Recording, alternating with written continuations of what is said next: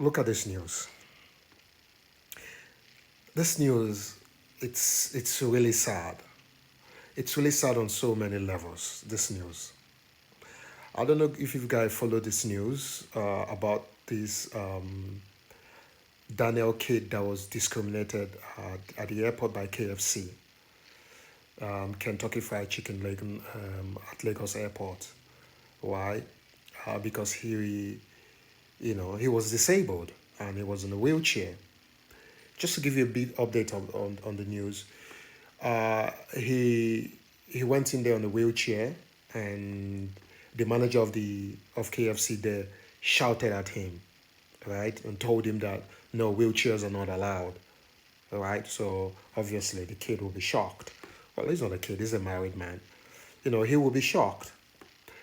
But no, according to the news and according to what he posted and according to the finding of this newspaper, I think it's Punch, he tried to verify, and the manager kept on screaming at him. I mean, we all know Nigerians, right? They don't have filter.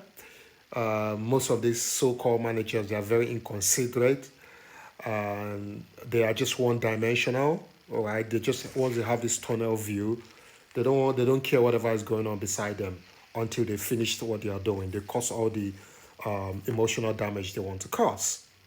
All right. So anyway, he tweeted about it, and the airport authority took it up, and now they've closed KFC at Lagos Nigeria Airport. So Muitala Mohammed Airport, they've closed it. One of the conditions, according to the news, the article here, one of the conditions for them to reopen is they have to issue an apology, a public apology, and state what they are doing about this. So obviously the KFC management came out to say it's not their policy to discriminate and all that. That is bullshit. That is the biggest BS. They know Nigerian as a whole, if you're disabled, right, Nigeria will be hell for you, right? Nigeria will be hell for you, because Nigeria as a society, as a culture, the ethos of Nigeria, it's you versus the others. Honestly, it's everything is always a binary choice of they have and they have not. There's no middle ground. There is never a nuances about anything. It's either you have or either you have not. So if you find yourself disabled in any way, you're on your own. So the KFC management coming out to say they have this zero tolerance to discrimination, like they don't know what has been happening. So, and the reason why this guy said he went to KFC is because the usual lounge where he goes to, right? He said their lift has been broken for the past 3 years because he's a frequent traveler. So that's also a problem. So it's not like the Faan Airport Authority, they are trying to wash their hands of this. How can a lift, an elevator, right, be broken for 3 years? This is what he said.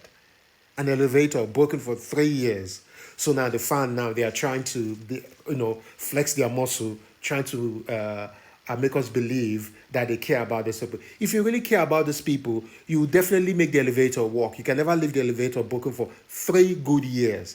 This is according to what the article says, and this is from Daniel himself. And the reason why they took this case up, it wasn't because of anything. It's because of who this kid is. I discovered that, according to the article, he's the son of the former governor of Oyo of Ogun State. Somewhere, can't remember, Daniel, which is his father's name as well. Right? So that was the reason why this case was picked up, because of who the kid is. You can imagine the other unknown people that have gone through the same hell in the hand of these so-called businesses at the airport. Right? The so-called businesses at the airport. I remember about 2000 and maybe 16 or 15, I can't remember, one of my trip to Lagos. So I was flying out of Numui Tala Mohammed Airport, right? And this one of their public relation or one of these bars, lounge, whatever they call them, right? Came to me trying to cajole me to go into their bar, and I said to her, why? She was mentioning, come, we have drinks, we have cold drinks, we have alcohol, we have no. She said we have beer, we have this. I said, listen, I don't drink beer, I don't drink alcohol. That's what she said. No, you can have any other thing. I said, okay. I said, well, no problem. My flight is still, still a long way to go. So I went there. I sat at the bar. I sat at the bar, and the barman was there. So I asked for. I remember I asked for a bottle of water and tea. That's what I asked for. He said no, they don't. I said okay, okay, give me Coca-Cola and give me water. He still refused. He said no. He said I have to buy beer. I said, you cannot force me to drink beer. I don't drink alcohol. You can. He said, yeah, yeah, you have to buy. I said, but listen, you cannot force me to drink what I don't want to drink. All right. This is a public place, a business. All right.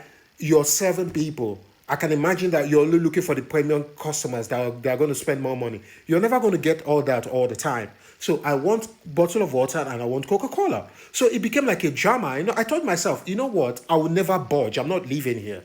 Because I was working on my own. Your public relation person cajoled me in. I went in and she knew. I told her from the onset that, listen, I know they drink alcohol, right? So she said, no, you can drink any other thing. You have other things, soft and all that. It's okay, no problem. So I think I have the right to drink what I want. I want a bottle of water and I want a Coca-Cola. That's what I said to them.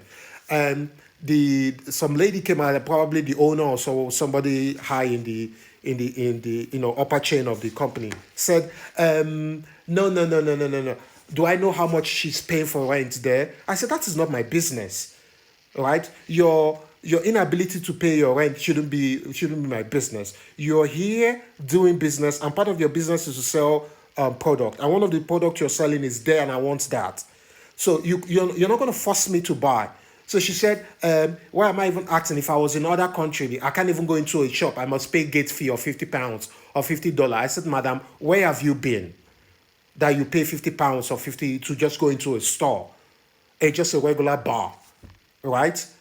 So, listen, at the end of the day, just to cut the long story short, I sat there and I refused to budge. The lady went up and down and down and up and center and tried to raise her up. I said, madam, you either give me what I'm asking for or not. And then I said, how much is the beer? I think the beer was about some ridiculous amount, 5,000 or something. I don't remember. Can't remember exactly how much it was, but it was a very ridiculous amount. Maybe not 5,000, but it was really, really high. I said, listen, I have this money for beer, but I'm not going to give it to you because I don't want to drink beer. So this is what I want, and you're not going to make me give you what I don't want to give you. All right. So we went on like that for a while until she finally gave in, and they gave me the water and they gave me the Coca-Cola. So I drank the water, I drank the Coca-Cola, and I sat there until it was time to go, and I paid. And when I paid, I gave them the equivalent amount of a beer.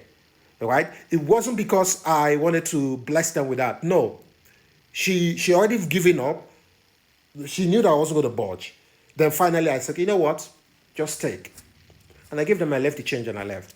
So the Faan authority, they knew. I remember I tweeted about this thing then. And the Faan employee got back to me that we're going to look into it, and they never got back to me. Anyway, that's by the case. So, but what I'm saying is, if it wasn't that this kid is who he is, Faan wouldn't have taken this thing up.